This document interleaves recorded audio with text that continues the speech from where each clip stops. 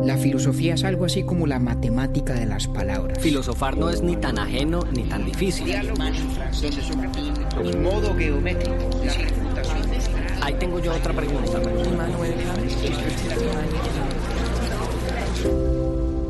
Urbi et Orbi, a la ciudad y al mundo.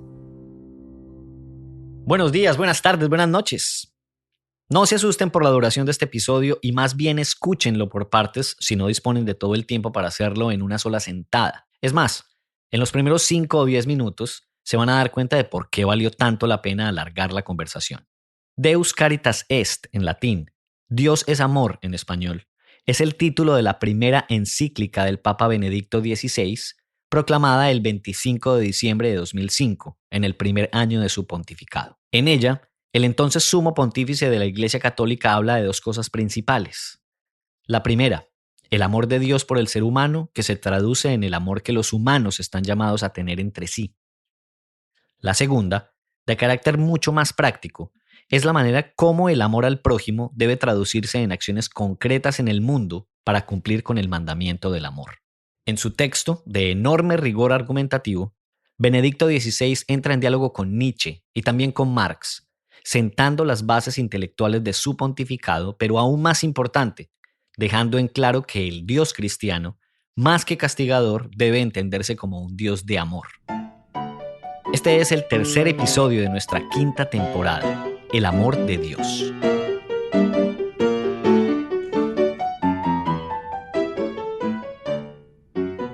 Compañero David Zuluaga. Octi. Primera pregunta en este episodio. ¿Sabe usted cuándo es la Semana Santa? En abril, ¿cierto? ¿No es la segunda semana de abril? ¿O la primera? Sí. Me acordé grabando. Ya la gente va a saber porque es que estoy... Bueno, ya lo saben porque ya le dieron clic al título. Pero es que cuando yo era niño, rezaba y entendía una frase que era como era en un principio, ahora y siempre, por los siglos de los siglos, amén. Y yo decía, como era en un principio, ahora diciembre. Entonces, un tío decía, entonces usted en Semana Santa, ¿cómo dice? Ahora diciembre, Semana Santa en abril, ¿o qué? O sea que usted debía sonar en Semana Santa como esa emisora colombiana Olímpica Stereo, que está anunciando la llegada de diciembre desde septiembre. Exactamente, más o menos. Sí. Ahora diciembre, ya Semana septiembre, Santa. O sea que esto en nada es octubre es prácticamente noviembre, y ya noviembre y diciembre son casi lo mismo. Y no Luego se hizo nada. Diciembre arranca en septiembre y no se hizo nada. Ya como este año ya se acabó prácticamente. No, calle esos ojos, hombre. Oiga, le tengo el dato inútil pero divertido de una vez que por primera vez en la historia del podcast tiene que ver con su nombre, no el suyo y no el del podcast. O sea que vamos a entrar en materia inmediatamente, nunca antes visto, al primer minuto 21 segundos. Entonces, Caramba. Recordémosle Bueno, a la gente que nos acompaña recientemente porque es que nosotros nos llamamos Urbi et Orbi. Bueno, pues a ver, Urbi et Orbi es una expresión en latín de carácter eclesiástico que significa a la ciudad y al mundo, y que se refiere a una bendición apostólica que da el Papa de la Iglesia Católica en ciertas ocasiones especiales, entre ellas Pascua y Navidad. Y la pusimos, pues eso salió de una conversación mía con María Cristina y tiene que ver con el hecho de que cuando usted era niño quería ser cura párroco y cuando yo era niño quería ser obispo, ¿no? Exactamente. Ambas pues Toda son... una disertación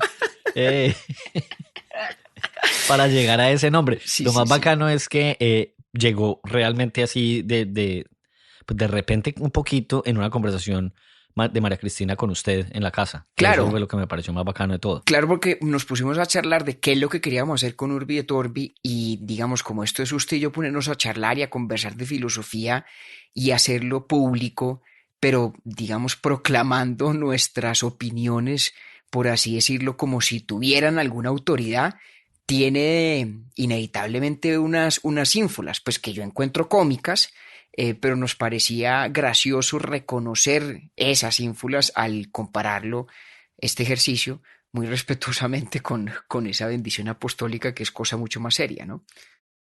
Así es. Y hoy, el dato inútil pero divertido tiene que ver precisamente con el tema central de este episodio que se llama El amor de Dios. Así es. Hoy vamos a hablar durante toda esta conversación sobre la primera encíclica del Papa Benedicto XVI, que casualmente fue proclamada el 25 de diciembre del año 2005. Voy bien, ¿sí o no? Sí, súper bien. Es decir, en su... Y esa fue, si bien no fue la primera, no fue el primer saludo Urbi et Orbi del Papa, porque como usted lo acaba de decir, se hace en Pascua, en Navidad, pero también en ocasiones especiales.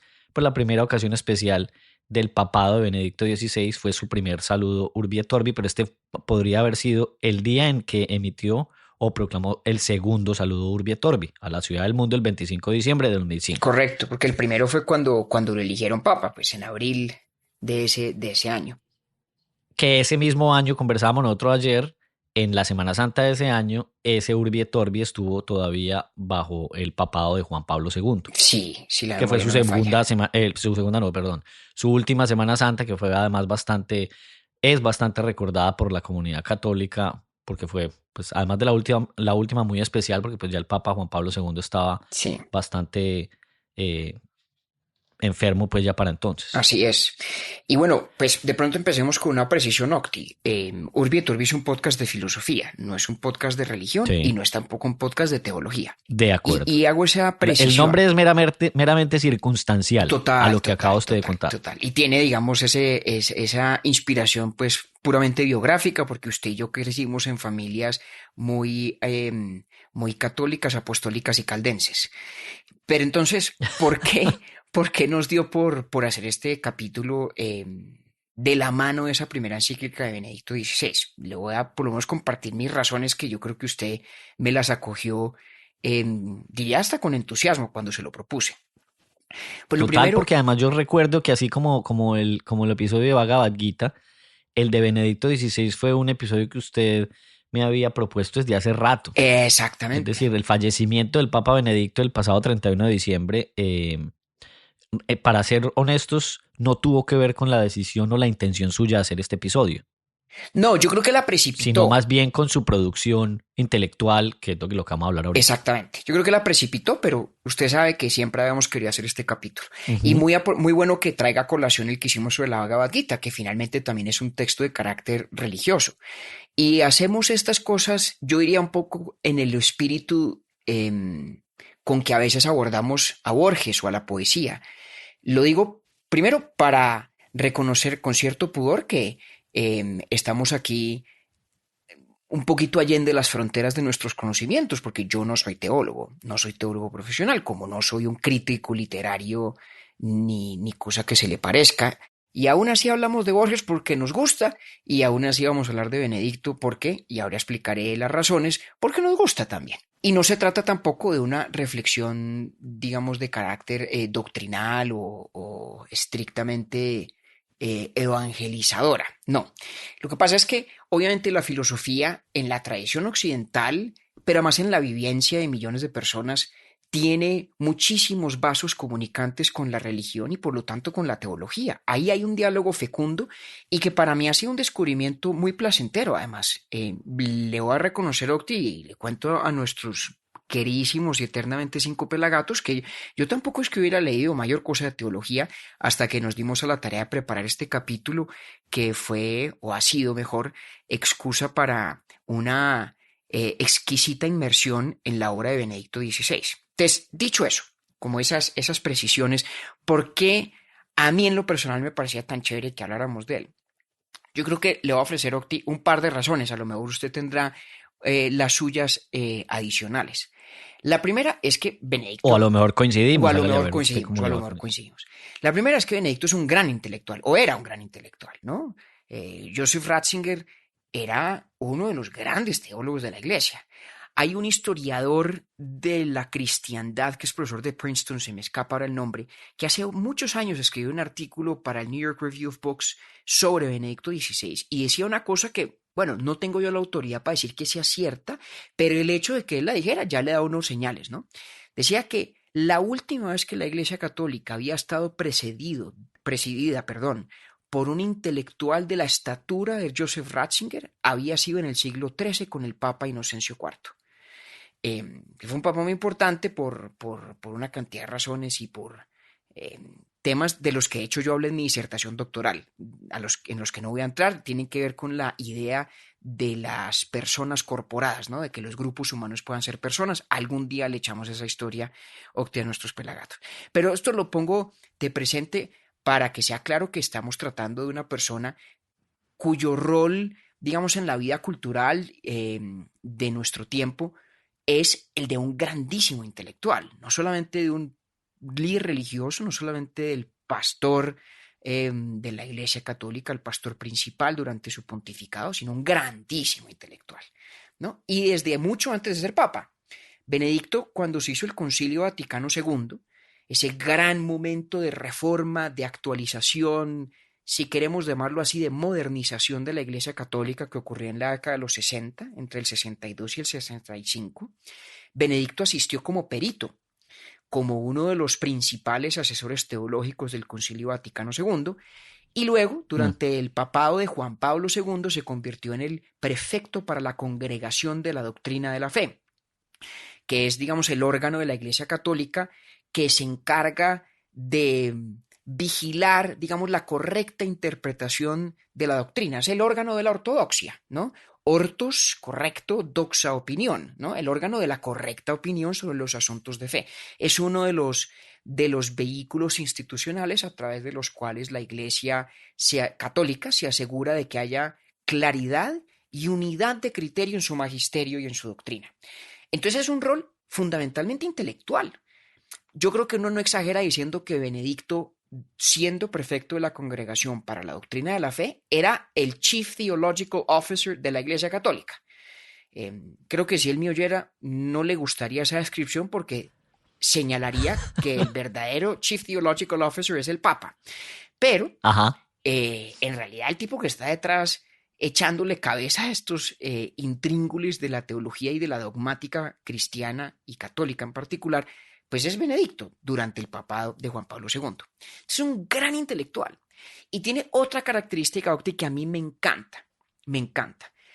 Yo a las personas que me despiertan admiración intelectual las veo así, no por la concurrencia en las opiniones, no porque yo esté de acuerdo con ellas o ellas estén de acuerdo conmigo, sino por la solidez, la coherencia y la verticalidad de sus opiniones. Yo siento mucha más admiración por alguien con quien discrepo íntimamente, pero cuyo esquema de pensamiento me merece respeto intelectual, que por alguien que, digamos, por razones endebles, coincide con usted, que coincida conmigo, pero sin mucha razón. Sí. Entonces, en Benedicto yo encuentro un interlocutor, pues lo digo porque uno interlocuta con quien lee, ¿no? Encuentro un interlocutor que tiene esa gran característica, Octi, tipo de una claridad y de una coherencia pasmosa.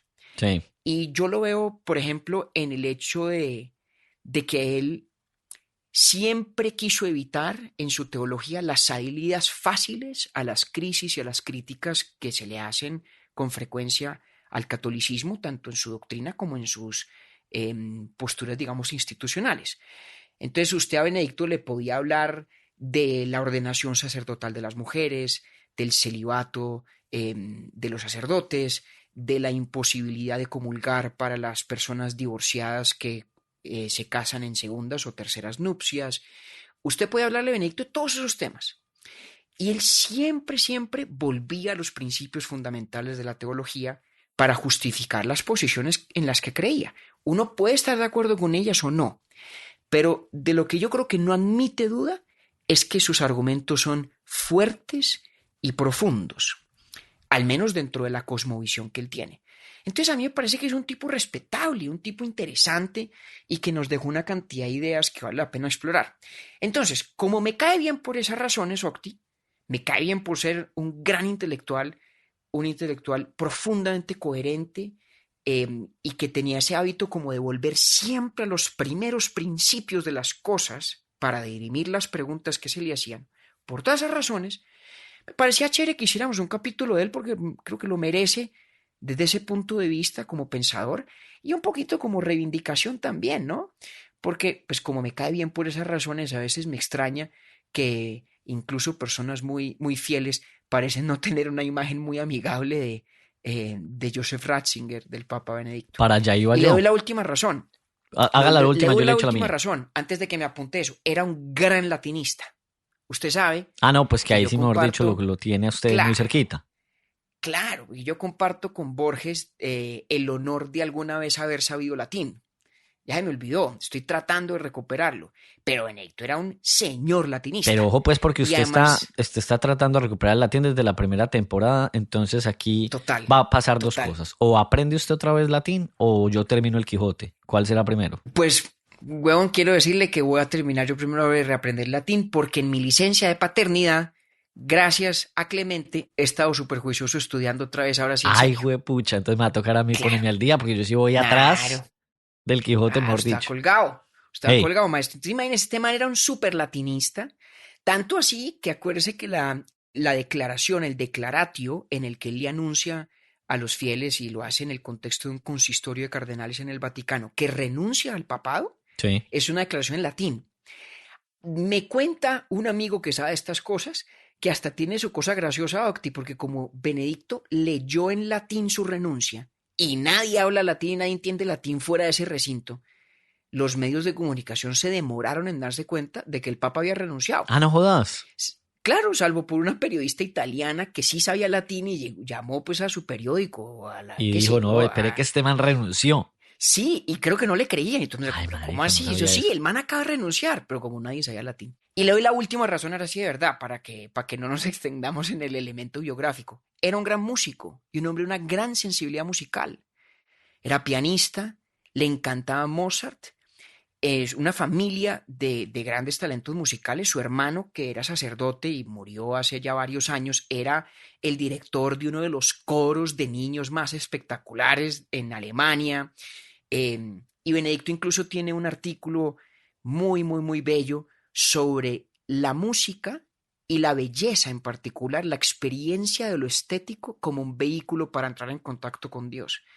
Entonces, esté yo de acuerdo con él o no, crean lo que él creía o no, hombre, ¿cómo no me va a caer bien un tipo de semejante inteligencia, que era un gran latinista, que hablaba de la música de Bach como un vehículo para encontrarse con la divinidad y que además eh, tuvo lo que yo personalmente interpreto como el coraje de renunciar en una coyuntura que le recuerda a uno pues a la abdicación de Carlos V cuando se fue a Yuste, o incluso a la renuncia de ese papa de grata recordación para muchos, pero no para Dante, que se llama Celestino V, que también famosamente renunció, un monje que lo pusieron a ponerse al frente de la iglesia en el siglo XIII y dijo, no, no, no, yo este mierdero no soy capaz de administrarlo y se fue. Y Benedicto, pues por sus quebrantos de salud hizo lo propio. En fin, infinidad de razones. Espero esté ya más que suficientemente justificado el interés de este capítulo, al menos en la persona.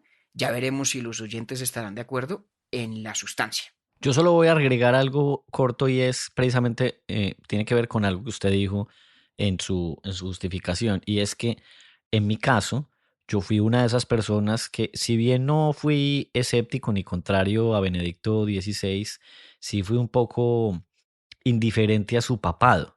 Es decir, como que durante el papado yo como que no le paraba muchas bolas Claro. a la Iglesia Católica, lo que no pasa con el actual Papa, porque puede ser que sea más mediático, pero eso es otra discusión, eso daría para otro episodio y demás. Lo pongo a un lado, digamos, para no entrar en esa discusión, pero porque cuando usted me propuso que habláramos de Benedicto, pues recuerde usted que mi primera reacción fue como, ¿de Benedicto XVI? Pero no entendía yo muy bien. Y esto me lo empezó a despejar la película de Two Popes o Los Dos Papas, Ah, de sí, la cual claro. nosotros hacemos un Instagram en nuestra cuenta, pues Urbi et Orbi Podcast, que podemos hablar, pues ahí pueden ver cuáles son como las apreciaciones que nosotros tenemos al respecto, pero que me ayudó sí un poquito más como a humanizar ese personaje del Papa que también representa a Anthony Hopkins en la película. Entonces, arranquemos por ahí, por el título, Deus Caritas Est, Sí, que habla sobre Dios es el amor. amor de Dios. Y lo voy a arrancar Sí, con una cosa que de pronto usted me la toma de una vez o la plaza, que usted es muy bueno para hacer eso. suéltela, maestro. Pero me Suéltela. encantó digamos, cuando empecé yo a leer esta encíclica, que se la recomendamos porque además es muy fácil de leer, usted lo ha dicho, tiene dos cualidades muy importantes, Benedicto. Una es el rigor argumentativo y otra es la facilidad en la lectura. Si se lee en español, que fue como lo hice yo, sí que es un texto para uno disfrutar. O sea, uno en una sentada Sí, se lo estudia, sí. se lo masea y le queda. Lo primero que a mí me entró en la primera página es que me quita del escenario algo que es muy común hoy en día cuando de emitir un concepto en torno a la Iglesia Católica se refiere, y es el Dios castigador. Entonces uno entiende Muy que bien, la Iglesia Católica, su Dios es un Dios que castiga, un Dios que vigila muy que bien, todos muy bien. nos comportemos de una u otra manera. Benedicto en el segundo párrafo ya empieza a romper con eso. Entonces eso fue para Sí, mí una sintonía inmediata con esa parte del sí, sí, texto. sí, sí, sí. Muy bien. Bueno, no, no. Mejor dicho, no podría ser más de mejor tino esa observación, Oti. Le propongo lo siguiente. Ya hablamos un poquito de Benedicto. Usted está entrando, podría uno decir, al corazón de su primera encíclica, en latín Deus Caritas Est, en español Dios es amor. Déjeme, le voy a proponer a usted una hipótesis personal sobre la encíclica. Como le decía, Benedicto era un gran teólogo, ¿no? Y en esta encíclica yo creo que Benedicto buscó hacer varias cosas al tiempo. Es una encíclica que, como usted bien lo ha dicho, hace zoom, digamos, en el concepto del Dios que es amor, no en la noción de un Dios castigador. Ajá. Primer elemento.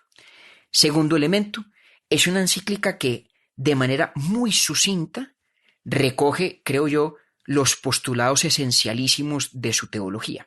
Ahorita le cuento algunas de esas ideas que yo creo que son esenciales para entender la visión de Benedicto y por esa vía al menos su interpretación de la fe católica, pero que además de todos esos componentes dogmáticos, que es lo que uno esperaría de un gran teólogo, ¿no? Si uno elige al super teólogo, super intelectual como papa, pues ¿qué espera? Que la encíclica que produzca sea todo un gran tratado de teología. Y lo es en sus primeras 4 o 5 páginas. De acuerdo. Pero el resto de la encíclica es absolutamente práctica, podríamos decir pragmática. Es sobre cómo se vive el amor de Dios en la tierra y en el mundo. Y termina hablando, pues más tarde lo abordamos un poquito, pero termina hablando incluso de cómo debe ser la estructura de las organizaciones caritativas de la Iglesia Católica.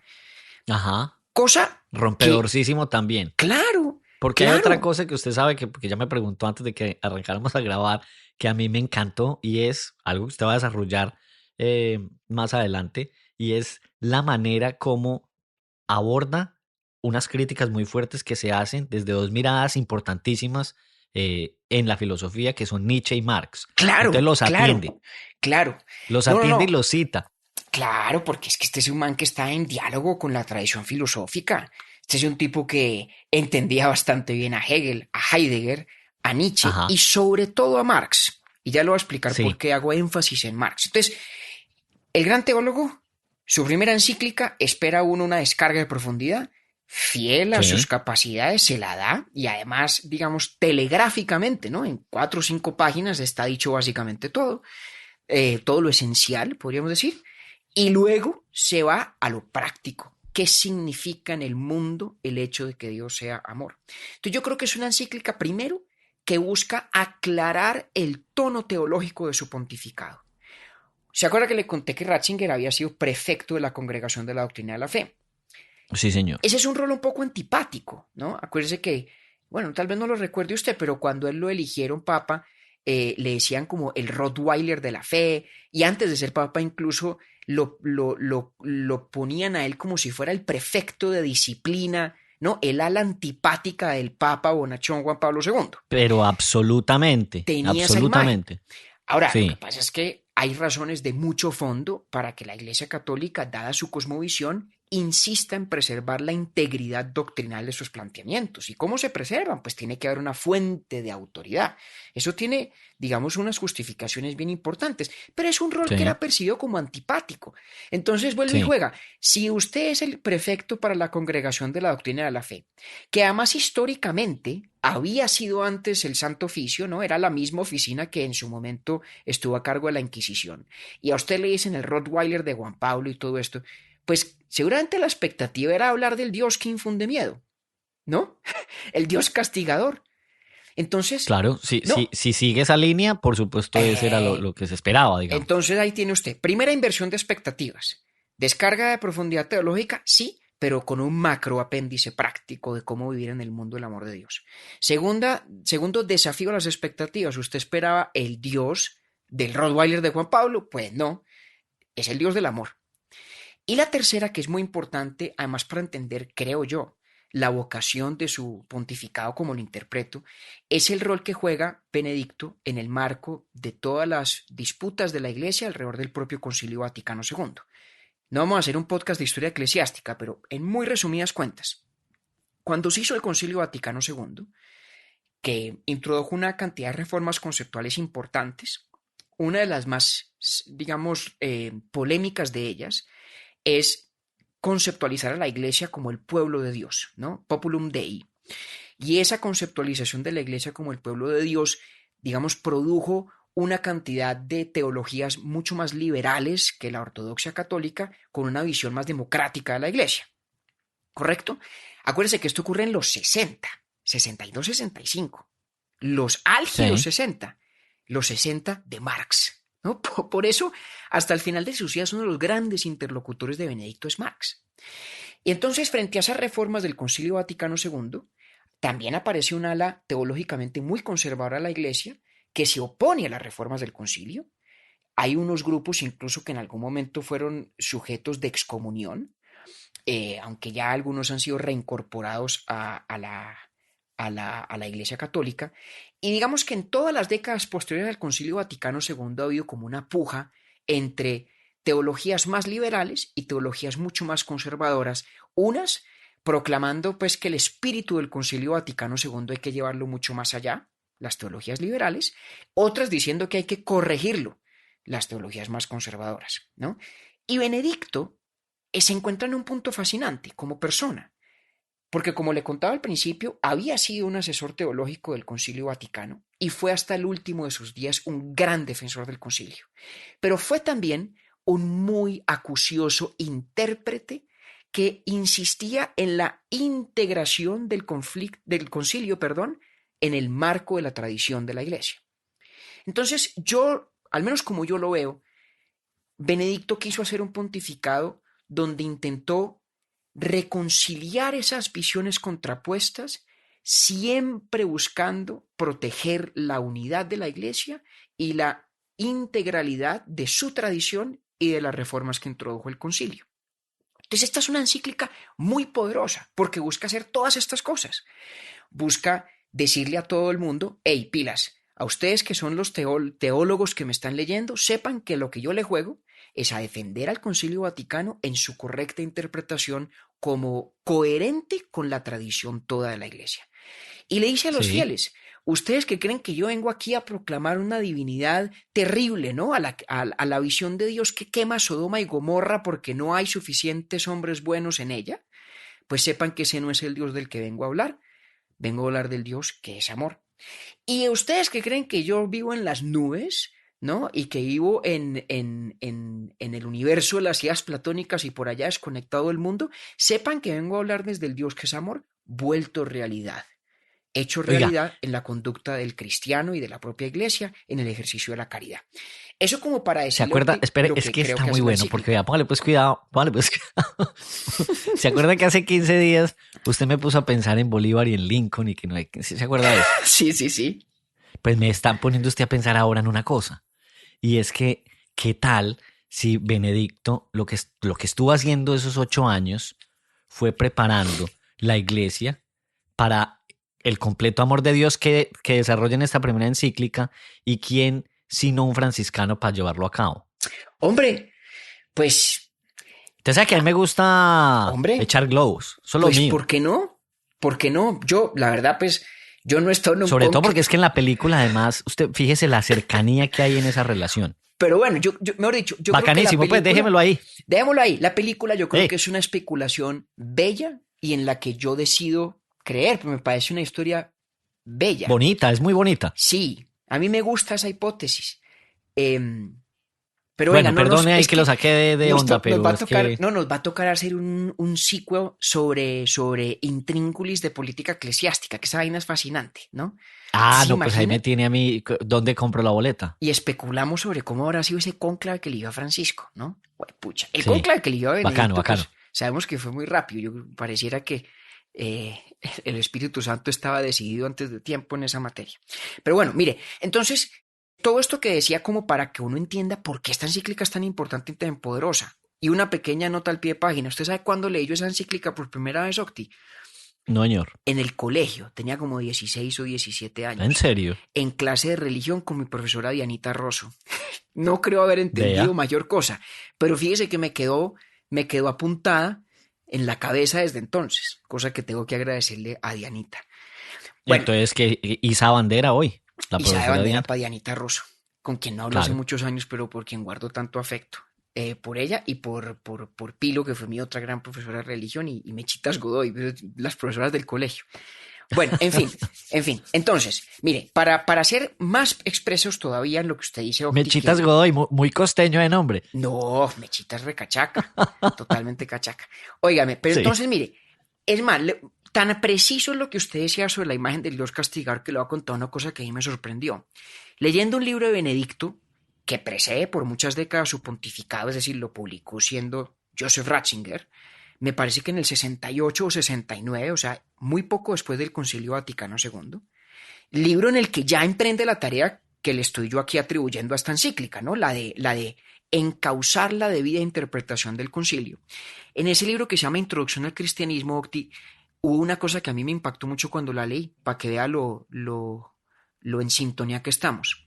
Cuando Benedicto habla de la figura de Cristo, critica mucho una doctrina de San Anselmo que se conoce como la teoría de la expiación, que es la idea, ¿Cómo es esa? la teoría de la expiación es que Dios envía a su único hijo, a Jesús, a morir en la cruz porque la deuda de los seres humanos para con Dios por cuenta del pecado es tan infinita y tan impagable que la única forma de saldarla es con la muerte de Dios mismo en la persona de su hijo. Y fíjese que esa doctrina, que yo creo que es muy familiar para uno, ¿no? La idea de que pues la pasión y la crucifixión de Cristo son el momento en el que Dios como que se paga una deuda a sí mismo, porque la deuda nuestra es imposible de pagar por nuestra propia agencia, ¿sí? Benedicto, en ese momento Joseph Ratzinger, dice que le parece que esa es una teoría muy corrosiva. No usa esa palabra, pero dice que le parece casi antipática, porque nos presenta una idea de Dios como si Dios fuera, digamos, un contador cruzado con jurista, como un Ajá, sí, leguleyo, exacto, que estaba cruzando como un literalmente super cuentas. leguleyo, ¿no? Que tiene un libro de Ajá. cuentas y la cuenta nuestra está tan larga y tan grande que caramba, para poderla saldar y dejar en ceros el libro había que hacer eso. En cambio, cuando Benedicto habla de Dios como amor y cuando describe el amor de Dios en esta encíclica Deus Caritas Est, dice una cosa que es muy importante y dice que el amor divino tiene la característica de que está cifrado por el perdón y que el amor de Dios, que supone una entrega total de sí, está en una entrega total de sí que se pone por encima de la justicia de Dios. Está por encima de esa lógica de la justicia que no deja de ser cierta, ¿no?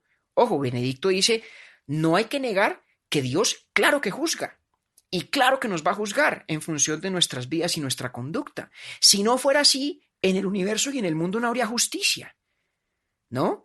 Entonces no se trata de renunciar a la noción de que en Dios hay justicia y que la justicia implica juicio y que el juicio supone responsabilidad. No hay una renuncia a eso.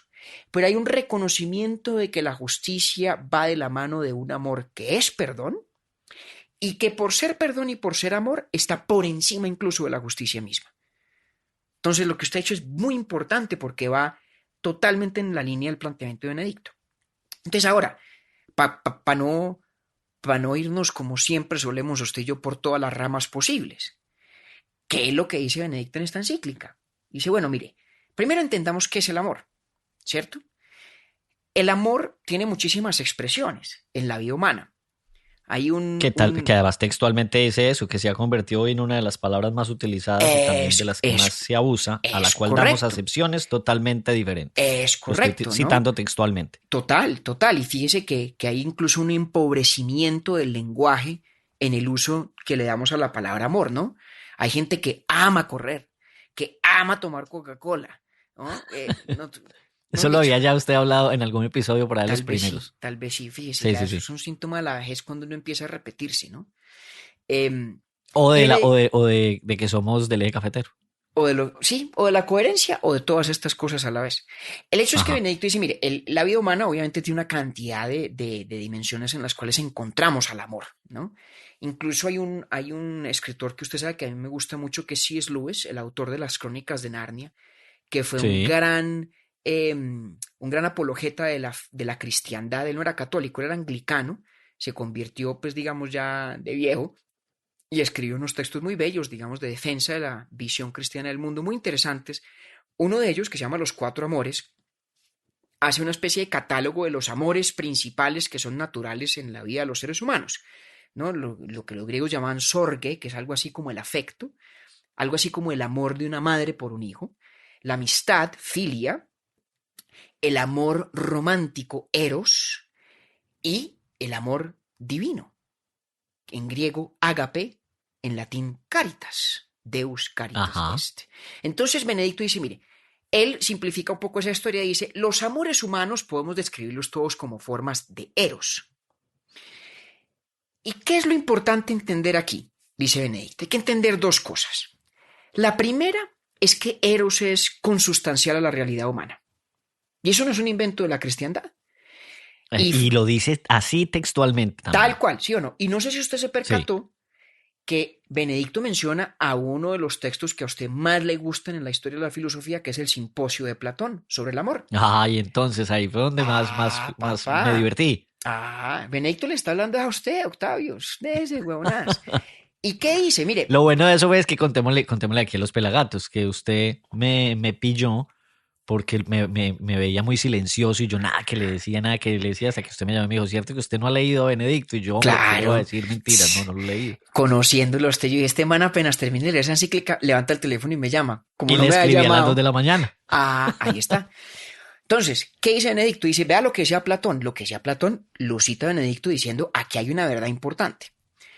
Sí. En el simposio de Platón, uno de los mitos sobre Eros que se cuenta es que los seres humanos en un estado primigenio éramos, digamos, como una suerte de esferas completas que luego, fragmentadas, partidas en dos, nos pasamos la vida buscando la otra mitad. Que eso ¿Cuál fue es la Don verdad? Zeus. Es correcto. ¿Cuál es la verdad que destaca Benedicto allí? Que en la condición humana hay una realidad de profunda carencia. Nos define la carencia. Ajá. Eso es una idea muy importante. Está en Platón, está también en Sartre, por ejemplo. Una idea muy importante de Sartre, a quien Benedicto también leyó y entendió muy bien, debo decir, Mm. que la condición humana está definida por la carencia. Nos faltan cosas. Estamos condenados a la eterna insatisfacción, al ser seres incompletos. Y por Y a lo la eterna tanto, búsqueda, por tanto. exactamente. Pero además a la eterna búsqueda no de cualquier cosa, sino la eterna búsqueda del otro que es Sí, como yo, del otro que es sí. espejo de conciencia. Esto lo entendió también muy bien Hegel, ¿no? Esto lo han entendido todos, para que no hablemos carreta. Mm. Entonces dice Benedicto, primer elemento de la ecuación, el ser humano está definido en parte por su carencia.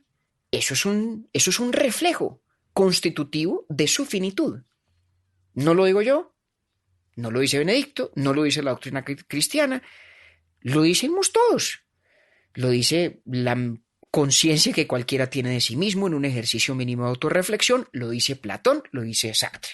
Aquí hay un consensus gentium, ¿no? Entonces, ese eros lo que nos crea es esa necesidad, esa búsqueda, como usted dice, Octi, ¿de qué? Pues de encontrarnos con el otro, un poco de fundirnos con el otro. Eso es el amor. Y fíjese que eso también es totalmente consistente con lo que hablamos en su momento del amor entendido por nuestro queridísimo Harry Frankfurt, ¿no? Cuando habla de que amar significa tener una estructura volitiva donde el sentido de las cosas está cifrado por ese amor. Y sí que recordé yo a Frankfurt y a nuestro episodio leyendo esta encíclica. Claro, ahí hay una coincidencia total. Y luego hay una observación que de pronto no se hace mucho en un ámbito secular, pero que sí la hace en el propio Benedicto y C.S. Lewis también. Y es que el amor tiene aspiraciones de eternidad, de infinitud. Cuando uno ama, digamos, con una vocación de eternidad, que el amor no se va a acabar. Eso es difícil tal vez de poner en palabras, pero digamos, sería muy contradictorio, nos parecería extrañísimo que una persona sinceramente ame a otra y ese amor tenga una suerte de fecha de caducidad. Por eso tal vez, especulo yo, la noción de que el matrimonio es hasta que la muerte nos separe, al menos en su deseo, ¿no? Es una noción que la contemporaneidad secular ha importado de la religión sin pasmo, sin reato y sin pena, ¿no? Es una idea que tiene, digamos, una raigambre profundamente religiosa, pero que la gente, pues, más descreída acepta y reconoce como, pues, without blinking, diría uno en inglés, ¿no? Sin percatarse de que ahí hay una delación de esa vocación de eternidad que tiene el amor, ¿correcto? Correcto. Bueno, entonces nos define el eros porque somos carencia. Ese eros nos impulsa a la búsqueda del otro, al encontrar, digamos, un punto de fusión de voluntades, de que mi bien sea el bien del otro, de que el bien del otro sea el bien mío. Y esa fusión de voluntades que es el amor tiene vocación de infinitud, tiene vocación de eternidad. Esa descripción, obviamente en boca de personas como Benedicto XVI y como C.S. Lewis, es al mismo tiempo un reconocimiento de las deficiencias intrínsecas del amor humano. Porque es que el amor humano es incapaz de honrar esa promesa de eternidad. Acordémonos por un segundo de don Francisco de Quevedo y Villegas. Usted me ha oído muchas veces a mí ese poema extraordinario que se intitula Amor constante más allá de la muerte, ¿no? Que termina diciendo, serán cenizas más tendrá sentido, polvo serán más polvo enamorado. Es una expresión poética bellísima de esa aspiración de que el amor derrote incluso la barrera de la muerte. Ajá. Ahora, ¿qué dice Benedicto? Pues eso es imposible en términos meramente humanos. Entonces, ¿cuál es el peligro del amor? El peligro del amor es que porque tiene esa aspiración de infinitud, esa aspiración de eternidad, pero en los términos de las relaciones humanas no hay no solo garantía de que no se pueda honrar esa promesa, sino certidumbre de que no se va a honrar esa promesa, ¿cierto? Porque la muerte en eso es inapelable, es el fin, si no es que hubo un fin antes del amor. Sí. Pues significa que el amor solamente puede ser lo que aspira a ser, infinito y eterno, mediado por ágape, el amor fundado en la fe. Ágape, y por lo tanto caritas, caridad, describe en el caso de Benedicto tanto el amor de Dios a los hombres como el amor entre los seres humanos y el amor de los seres humanos hacia Dios fundado en la fe. Porque claro, fundado en la fe, el amor sí puede honrar esa promesa de eternidad. ¿Qué es lo que pasa? Claro. Que es por eso que él dice lo que dice frente a Nietzsche. Exactamente. Entonces, Benedicto... Porque entonces el hombre dice, Nietzsche nos dice tal cosa acerca de la Iglesia Católica y es que hay casi que una negación al eros. Y Benedicto le dice, no, lo que pasa es que lo que dice Benedicto es exactamente lo que usted acaba de decir. Claro, y es muy importante... Debe haber esta mediación de Dios a través del Cáritas para que casi como que se cultivara el eros. Exactamente. Benedicto es muy claro. Para que pueda llegar a su estado máximo, ¿no? Exactamente, Octi. Benedicto es muy claro en lo siguiente. Deus Caritas Est no es una diatriba antierótica. No es un libro contra Eros. Es una Totalmente, sí. reivindicación de Eros en el marco que le hace posible a Eros ser lo que aspira a ser, eterno e Sí, infinito. Entonces, y fíjese, es muy importante que hace esa mención a Nietzsche, porque lo que Nietzsche dice básicamente es que la cristiandad despojó, le quitó la gracia al erotismo, le quitó la gracia a Eros. sí. Y Benedicto se toma en serio ese argumento, se lo toma en serio. ¿Cuál creo yo que es la respuesta, digamos, cabal que le da Benedicto? Dice, mire, es que seguro, usted está pensando en Eros como los griegos pensaban en Eros. Y esto tiene todo que ver con una observación que usted me hizo ayer en la que yo no había pensado y que me pareció en extremo aguda. Cuando sobre ese pasaje, Octi, usted me estuvo como confesando pues su intuición de que allí había una conexión con el concepto de lo apolíneo y de lo dionisiaco, de que Sí, tanto señor. habla Nietzsche, por ejemplo, en El nacimiento de la tragedia, y del que tratamos en nuestro primer taller de lectura hace ya un buen tiempo. Hace un rato. Y le voy a decir por Como qué me 2 años parece, ya, ¿no? le voy a Sí. decir por qué me parece tanto tino esa conexión que usted hizo, Octi. Porque Benedicto dice, mire, la concepción griega de Eros es el amor como una intoxicación. Y Sí. dice como una especie de locura divina. Y esto no lo dicen, Incontrolable y ajá. y no lo dice en términos despectivos, lo dice en términos No, descriptivos. descriptivos. Sí. ¿Por qué es importante? Fíjese, esta idea de locura divina tiene varios elementos importantes. Primero, el componente de lo divino. Los griegos estaban en lo cierto al encontrar en la experiencia del amor, en la experiencia de Eros, de lo erótico, un punto de contacto con la divinidad. Eso es perfectamente concordante con lo que dice Benedicto XVI. En el amor hay un encuentro con la divinidad, porque en el amor hay la aspiración a lo infinito y a lo perfecto. Y esa aspiración a lo infinito y lo perfecto, que es imposible en el marco de lo meramente humano y que por lo tanto es otredad absoluta, ¿no?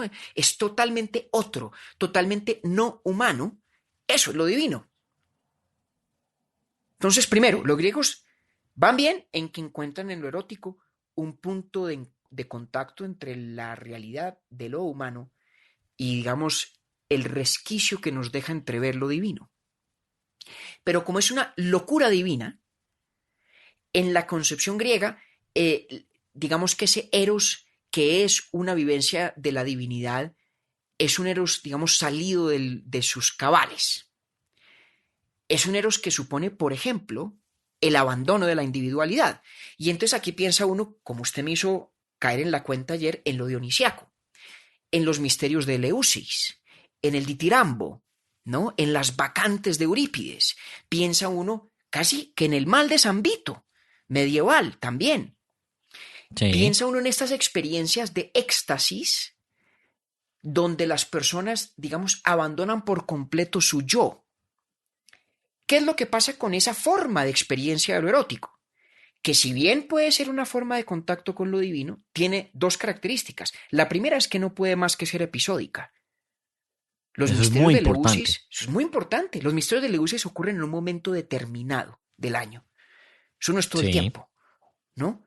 Uno no puede estar en la traba perpetua de Eleusis, Tal ¿no? cual. Y así nace pues también el carnaval. Claro, Una época exactamente. específica. Exactamente. Es un alto en el camino, casi. Claro, la inversión de roles del carnaval, ¿no? Donde el rey es bufón y el bufón es rey, solamente tiene sentido porque es episódica y excepcional. Si fuera así todo el Ajá. tiempo, no sería el carnaval, ¿no? Tal cual. Entonces, es episódica. Y segundo, insisto, supone, digamos, poner en una gaveta el yo de todos los días. En eso, fíjese que la imagen suya del carnaval Octi me parece perfecta. Porque cuando es el carnaval, me quito la máscara del yo y me pongo otra distinta. La del yo de todos los días, la del yo que va a trabajar. Sí. Entonces, si Eros en su máxima expresión solamente puede ser una vivencia episódica y que además en un sentido muy profundo no es mía, porque supone el abandono de quien soy, el abandono del yo, pues hombre, muy pobre es la posibilidad humana de acceder al pleno contacto con lo divino, que es la promesa intrínseca de Eros. Entonces, un poco lo que Benedicto dice, sin decirlo en estas palabras, es, pues hombre, querido Fritz, querido Nietzsche, pues te parece que estamos amargándole la fiesta de lo erótico, pero es que lo erótico, como tú lo entiendes, es un pobre consuelo. Es una cosa que, como de llorar casi.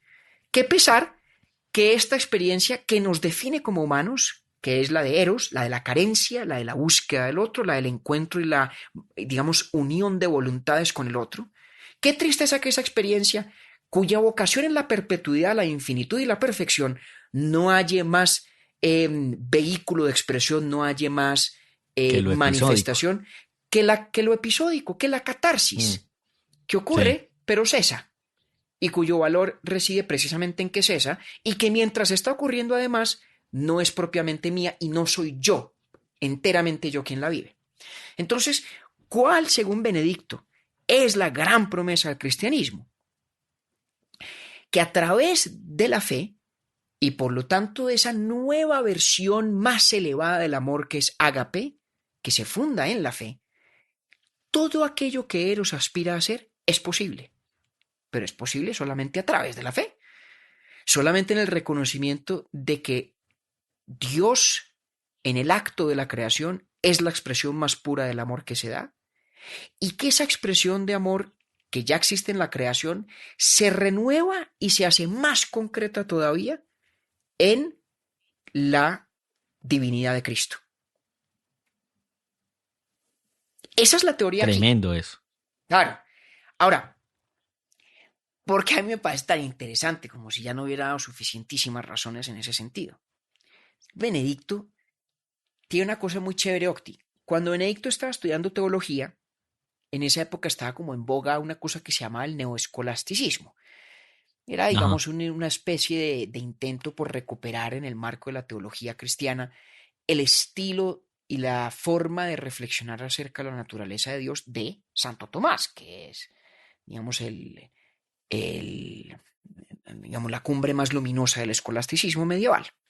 Benedicto, de hecho, más que volver a la escolástica, se forma volviendo a la tradición de los padres de la Iglesia, que son todos estos teólogos de los siglos IV y V que están organizando la teología católica. En ese momento, pues cristiana, porque es anterior a todos los cismas posteriores, ¿no? Y ese es un periodo histórico muy interesante porque la Iglesia está literalmente decidiendo en qué cree, ¿no? Fíjese que el credo que uno recita o que recitan las personas de fe católica solamente termina de configurarse, si no me falla la memoria, en el Concilio de Nicea, que es en el siglo IV. Y se dan unos debates súper intensos porque hay una cantidad de preguntas sin resolver. Y es, digamos, un esfuerzo humano de los padres de la Iglesia como un grupo de teólogos por definir eso. Benedicto vuelve a ellos. ¿Por qué es tan importante eso, Octi?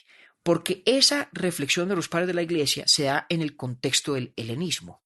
Se da, digamos, en la antigüedad tardía, donde Roma está menguando, empieza a menguar, ya ella ha importado la intelectualidad de Grecia y circulan en el aire las ideas griegas.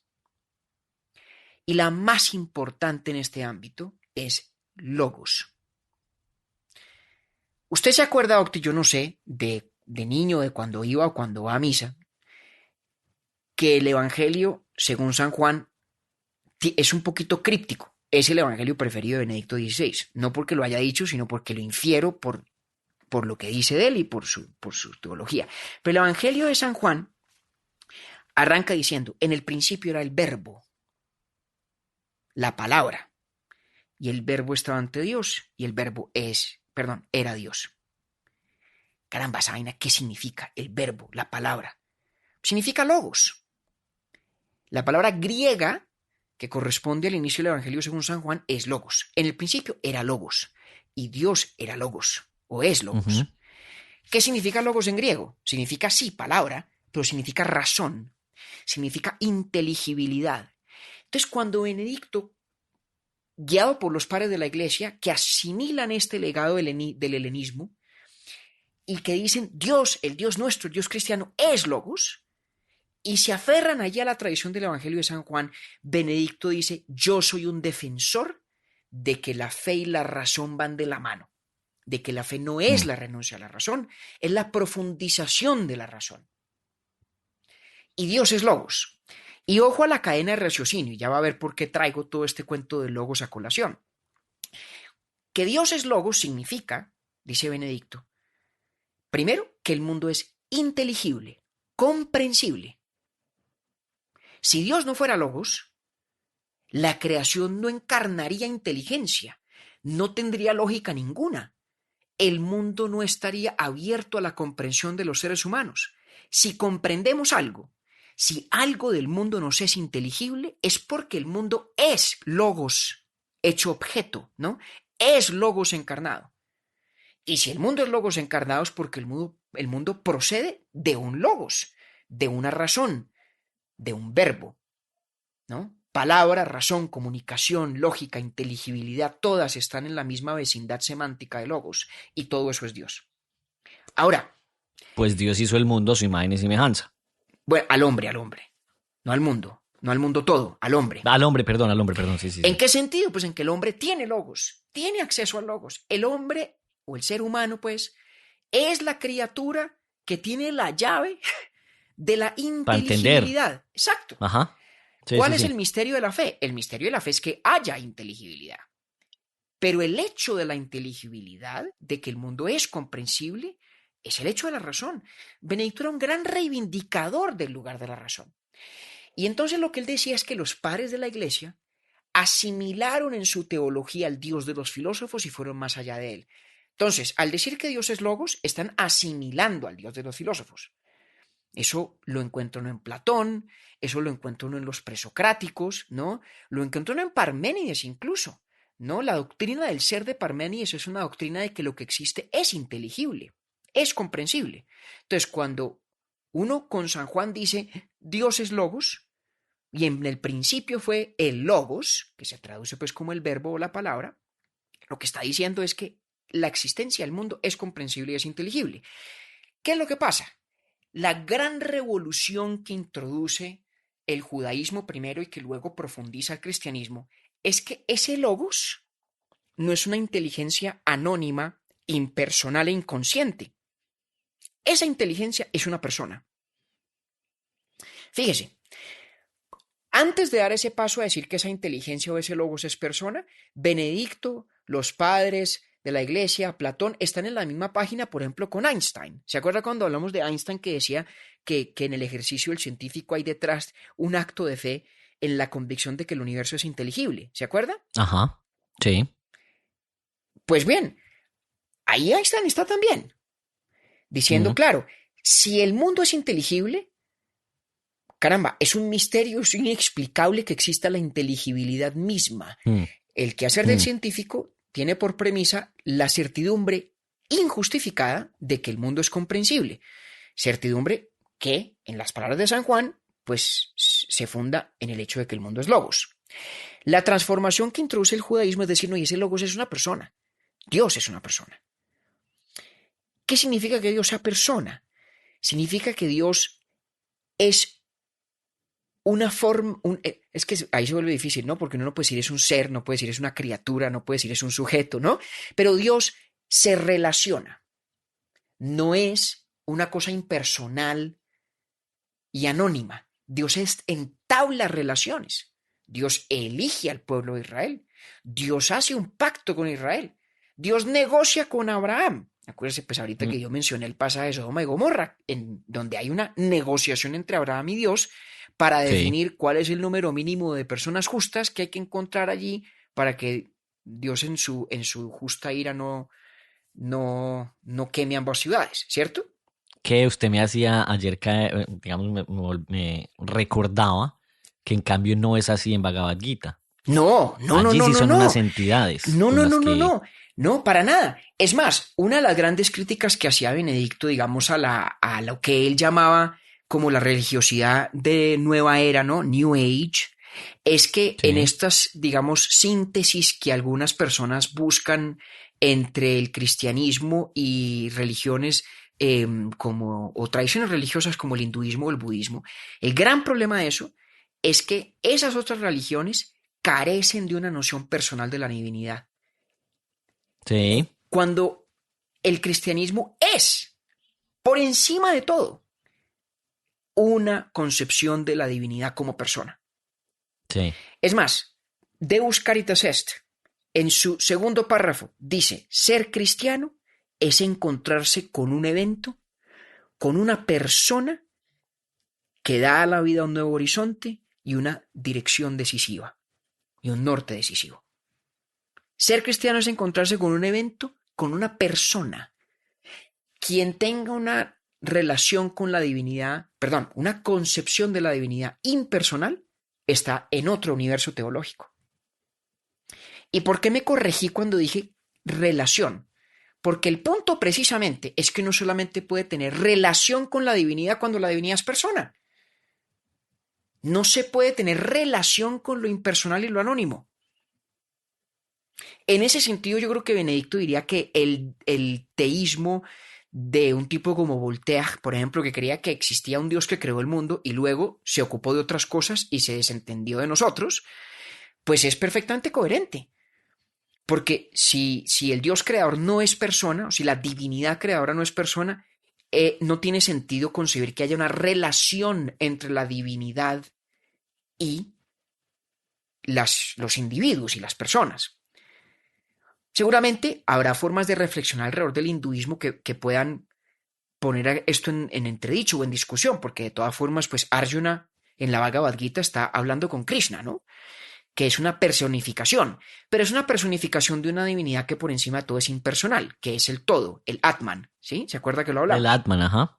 Entonces, un poco la historia intelectual de las religiones que cuenta Benedicto es que pasamos de un mundo antiguo donde la divinidad,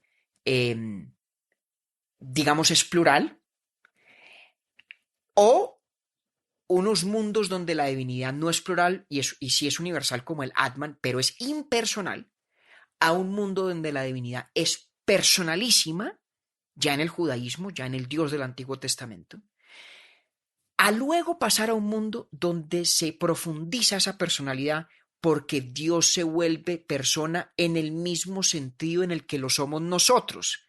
¿Cómo? En la figura de Cristo. Por eso Benedicto dice, miren, ser cristiano es encontrarse con una persona. ¿Con qué persona? Con la persona de Cristo. ¿Y cuál es el rasgo distintivo de la persona de Cristo? Que es a la vez Dios y a la vez hombre. Es completamente humano y completamente divino. Entonces, cuando Dios es persona, tanto de la manera como el Dios Padre lo es, antes de la encarnación, ¿no? Como en la manera de ser persona que le corresponde a usted y que me corresponde a mí, que es ser persona en el sentido humano, cuando Dios logra ser persona de ambas formas, se establece de manera definitiva la comunicación plena entre el ser humano y la divinidad. Por eso ser cristiano es ser uno con Cristo. Y Cristo, en ese sentido, abre las puertas para un encuentro con Dios que estaban cerradas incluso en la concepción judaica donde Dios ya es persona. Porque todavía hay ese Dios que no se ha encarnado, no se ha, digamos, rebajado plenamente al idioma nuestro, por así decirlo. De hecho, sin sobra él, por así decirlo, porque se rebajó literalmente al idioma de los seres humanos, a hablar, Ajá. al logos que es verbo. Fíjese que es un círculo completo. Lógica e inteligibilidad de la creación, que cuando Cristo aparece como Dios encarnado se convierte además palabra en un idioma humano, en arameo. Y claro, ¿qué significa que Dios se vuelva hombre, se haga Cristo? Significa el máximo acto de amor posible, que es rebajarse. Es el máximo sacrificio. La expresión suma del poder divino es renunciar a todo poder. Es terminar Cristo, como dice el soneto anónimo del siglo XV, clavado en una cruz y escarnecido. Uh-huh. Entonces, ese logos que es persona, no solamente es logos, no solamente es persona, sino que es plenamente amor. es la entrega más absoluta.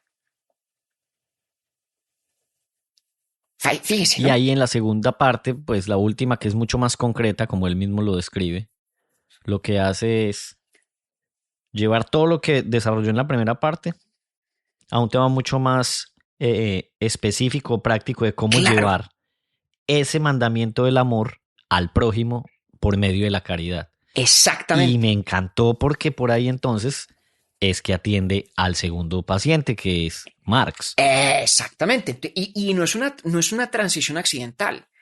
No, no, Aquí, no, no, no, aquí, es aquí vuelve y se. absolutamente, ¿cómo se dice? ¿Cuál es la palabra que estoy buscando? No, no importa eso, pero tiene un ritmo pues completamente entendible. ¿Se acuerda que al principio decía que a mí me gusta que Benedicto es un tipo que se devuelve a los primeros principios de las cosas? Sí, Todo esto de lo que hemos estado hablando son los primeros principios de las cosas, de ¿no? acuerdo.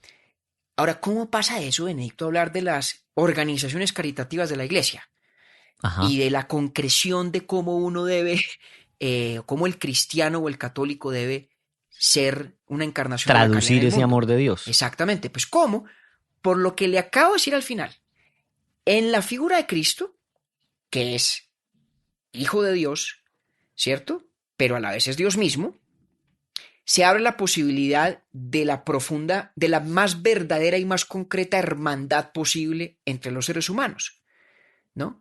Porque todos compartimos la humanidad que Cristo, digamos, dignifica en su encarnación y se configura en la figura de Cristo la unificación de lo que se conocen como los dos mandamientos del amor: amar a Dios y amar al prójimo.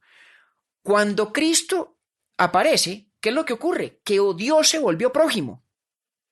Ujú, ahí está Entonces, lo que usted decía, que era el círculo completo. quien amó a Cristo estaba amando a Dios por vía de amar al prójimo y estaba amando a un prójimo movido por el amor a Dios.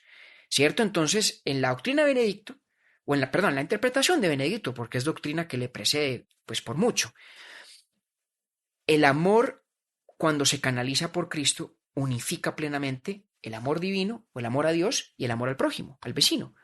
¿Qué es lo que pasa? Que en la concepción cristiana y sobre todo católica, en el sentido, digamos, etimológico de la palabra, que se refiere a la universalidad de la iglesia, ¿quién es el prójimo? Pues no es mi compatriota, no es mi vecino en el sentido literal, es todo el mundo. Todo el mundo es mi vecino. Entonces, si Dios es amor, por todas las razones que hemos descrito, ¿no? Porque Dios no solo es logos, sino que es logos hecho persona y además es una persona que se relaciona y se relaciona desde la abundancia de su ser y que se relaciona con nosotros desde la entrega plena de un amor que se expresa en el rebajarse a la condición nuestra, ¿no? Si todo eso es verdad, pues obviamente que el primer mandamiento del cristiano es el amor. Y si el mandamiento del amor del cristiano es el amor como lo vivió Cristo y el amor hacia Cristo, pues obviamente que tiene que ser el amor al prójimo, porque es que Cristo es eso, es Dios hecho prójimo, Es Dios hecho ¿correcto? prójimo. Entonces la segunda parte de la encíclica es una nota porque es Benedicto diciendo, bueno, ¿esto qué significa? Esto significa que las labores de caridad de la iglesia, y aquí yo creo que es un poquito infortunada la resonancia semántica de la palabra caridad, que uno piensa que en la caridad un poquito como, ay, como no sé, cuando en la calle uno le da una limosna a alguien. Y sí, eso es Sí, caridad. sí, sí, sí. Pero acordémonos que caridad, caritas, es una palabra que en última es la traducción al latín de ágape, que es amor, el amor fundado en la Ujú. fe, ¿no? Es una cosa más amplia. Pero lo que Benedicto dice es que si todo esto es verdad, pues obviamente así como la iglesia tiene la responsabilidad de dispensar los sacramentos, de la Eucaristía, de su propia estructura organizacional con el fin de evangelizar, todas esas cosas, la caridad en el mundo y concretamente es igual de consustancial al quehacer de la iglesia. Es igual de consustancial, Claro. tal cual así lo dice. ¿Y dónde se agarra con Marx? Porque Marx dice que, y Benedicto lo cita y se refiere a él, que el problema de la caridad es que la caridad es como una especie de paliativo frente a la injusticia. Ujú. Lo que está Que es mal casi, con la caridad. y que además de paliativo es casi que una justificación del mismo sistema. Exactamente. Que la Mm. caridad en últimas sirve es para que los sistemas políticos y económicos no sean justos. como Ujú. para aliviarles la presión. La caridad es una válvula de escape que permite evitar que en el mundo haya verdadera justicia. ¿Y por qué para Benedicto es tan importante responder a esa crítica? Pues primero porque si es cierta, significa que la caridad es un valor inferior al valor de la justicia. Segundo, porque, aunque no lo dice, Benedicto está también todavía en diálogo con esas teologías liberales inspiradas por el Concilio Vaticano II y por el marxismo de los 60, en particular la muy conocida teología de la liberación, de la cual fue profundamente crítico. ¿Y qué dice Benedicto sobre eso? Dice unas cosas muy chéveres y muy interesantes. La primera es que dice que esa frase de que a Dios lo que es de Dios y a César lo que es del César es muy importante y significa que la Iglesia no es un órgano político y no es un sustituto del Estado. La labor de la Iglesia no es reformar regímenes políticos y económicos. La labor de Ujú. la Iglesia es llenar a los fieles de amor por el prójimo y amor divino para que hagan en el mundo realidad esa justicia en su rol como ciudadanos. Entonces hay una separación, digamos, iglesia-estado en la doctrina Ujú. de Benedicto muy interesante. Y él dice, mira, el aporte de la iglesia debe ser encauzar los esfuerzos por la construcción de una sociedad justa, no echárselos al hombro, porque eso corresponde a los poderes y a las funciones temporales, ¿no? Que es como se refiere en ese contexto al Estado. Pero luego dice otras vainas muy chéveres, porque dice lo que la iglesia tiene que hacer es estar del lado de los pobres. Y eso es Ujú. parte de la doctrina social de la iglesia y lo ha sido desde hace muchos años. Y tiene que hacerlo además sin proselitismo, sin proselitismo. Que me parece que es una de esas cosas que nuevamente pueden sorprender a una persona dependiendo de la imagen que se haya formado de Benedicto, ¿no? De Benedicto. Y eso de Que sin proselitismo, fíjese usted que tiene una completa relación con lo que dijo al comienzo, definiendo la caridad, que es una palabra que bien podría tener una mirada un poco lastimera sí, correcto, no, actualmente, ¿no? no, no, Y él no. dice, Y no, eso no es, por un lado, eso no es caridad, y por el otro, esa expresión de amor debe hacerse sin proselitismo alguno. claro, y Entonces, no es digamos que define lastimera. muy bien cuál es la caridad que realmente traduce el amor divino. Es No lo que usted exactamente. decía de pasar por la calle, pues citar una moneda. Esa que no está mal, pues, pero no es la expresión plena de la Sí, caridad. pero exacto, no la simplifica a ese punto. Está hablando Claro, del Deus Caritas. y eso que usted Y dice a es muy Marx le dice, importante. básicamente, gracias por participar. No, no, no, este man tiene mucho respeto por Max, muchísimo. Pero obviamente lo está respondiendo. Lo que usted dice es Sí. importantísimo, Octi. No es lastimera la caridad cristiana debidamente entendida, porque es que el ágape, ¿cierto? Fundado en la fe, parte del reconocimiento de que el amor de Dios hacia los seres humanos es absolutamente inmerecido. Los seres Ujú. humanos, en nuestras imperfecciones, no somos objetos dignos del amor de Dios. Entonces, si yo amo al prójimo desde el ágape, lo amo primero que todo entendiéndome como un no merecedor del amor que sí recibo de Dios. Y eso supone, digamos, una humillación que debe transmitirse en el hecho de que el amor al otro no es lastimero. Porque, pues, pobrecito él, tanto como pobrecito yo, cuando vemos las cosas desde la óptica de la divinidad. Y no es proselitista. ¿Por qué? Porque es Ujú. que, de nuevo, así como al principio hablábamos de que el amor de Dios incluso trasciende su justicia, el amor del cristiano por su prójimo debe trascender la comunión en la profesión de fe, es decir, el hecho de que sea una persona que comparta la visión religiosa del cristiano, del católico en particular. O sea, de nuevo, católico etimológicamente viene de la idea de universalidad, ¿no? Y la verdadera universalidad es la del hecho de que todos los seres humanos son igualmente o somos igualmente hijos de Cristo, hijos de Dios, pues, y hermanos de Cristo. Pero como Cristo también es Dios, entonces somos también hijos de nuestro hermano y hermanos de nuestro Padre. La cosa es enredadita. Pero el hecho es que como ahí la hermandad está fundada en la relación de los seres humanos con Dios y no en el hecho un poco más accidental de que usted profese un credo y yo profese otro, ¿cierto? Sí. De eso se sigue mire esto la verdad me parece muy, muy, muy bonito que dice Benedicto. El cristiano sabe cuándo es tiempo de hablar de Dios y cuándo es oportuno callar sobre él, dejando que hable solo el amor. ¿Qué barraquera eso? ¿Dónde está eso? Eso está en la sección 31 de Deus Caritas Est.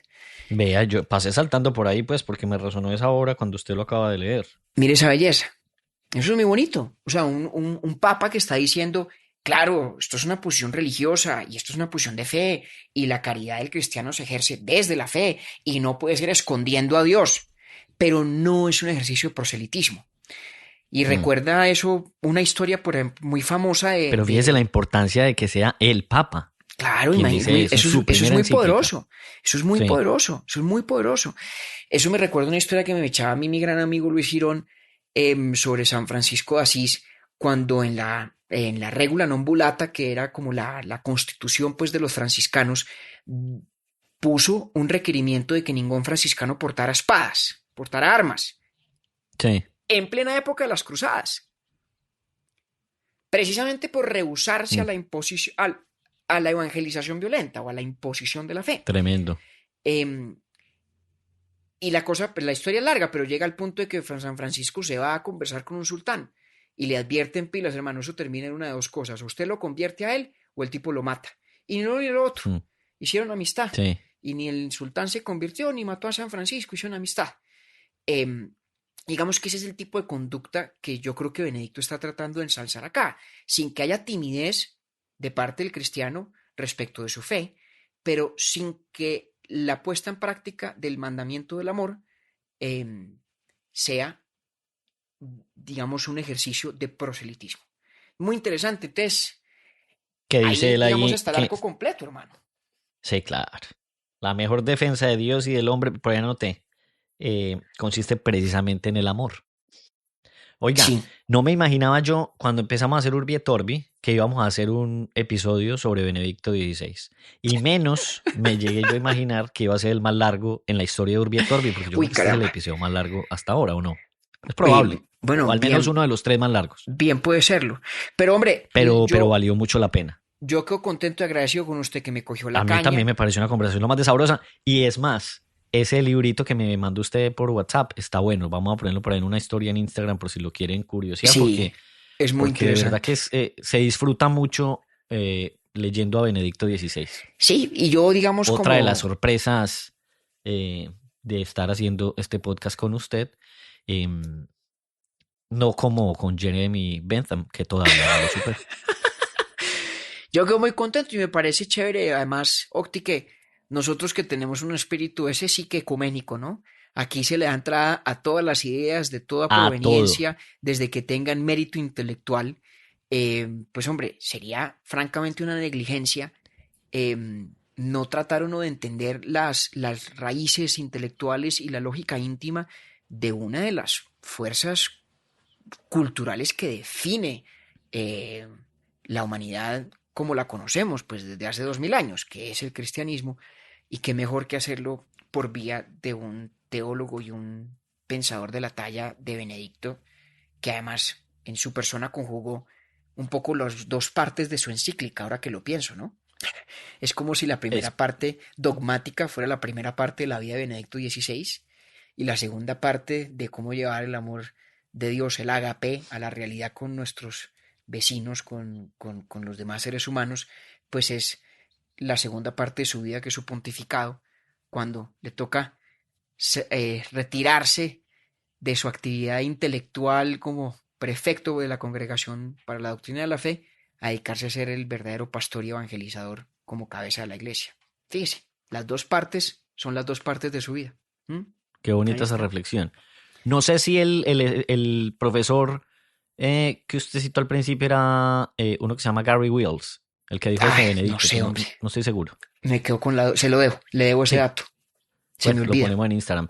Vea, y es muy, muy importante que usted diga aquello de que aquí tiene espacio todo aquel que tenga peso intelectual. Ah, sí. Porque el siguiente episodio, para muchos que generó curiosidad, el tema de Shakira, pues sí que viene también con un peso intelectual importante y de la misma rigurosidad que los 50 y punta episodios que hemos hecho hasta ahora. Compañero, muchas gracias. Muy sabroso esto. Espero que este episodio haya también resuelto esa curiosidad inicial que generó el nombre de Benedicto XVI en nuestra quinta temporada. A usted gracias, Octi. Nos vemos en 15 días. Un abrazo. Saludos a don Clemente. Gracias. Un abrazo, Octi. Urbi et Orbi es producido por Bielo Media, con la música original de Felipe Durán, la coordinación general de Camilo Zuluaga y la dirección creativa de María Cristina Pimiento. Agradecemos especialmente a Luchi y Titín por la voz del cabezote y nuestro logo.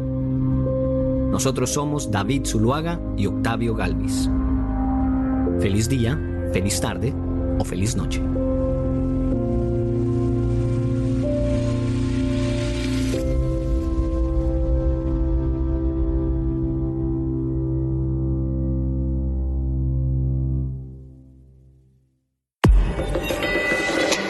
Bielo.